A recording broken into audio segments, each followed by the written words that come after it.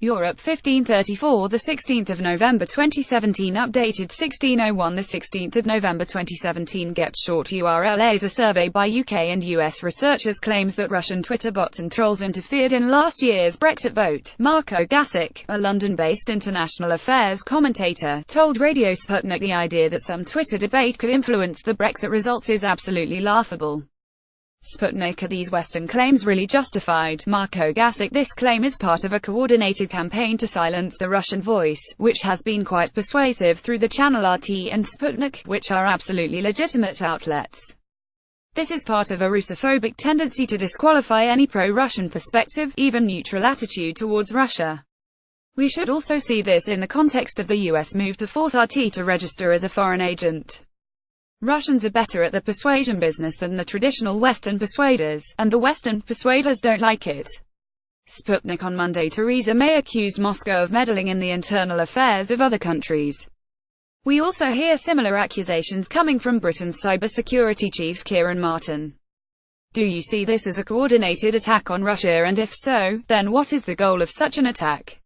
Marco Gasic: Theresa May and those behind her give themselves the right to interfere in anybody's elections, and I'm sure that nobody is claiming in the West that they don't have thousands of trolls overtly intervening in elections in all the targeted countries.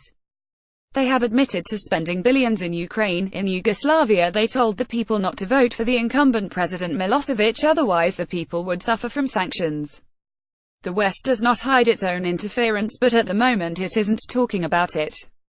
It wants a twat-here world where Western interference in the democratic process is presented as absolutely fine and dandy, and anyone else who does the same or even thinks of doing it is accused of doing the most terrible thing. Sputnik: is it really possible that some Twitter posts could determine the outcome of such a nationwide election as Brexit?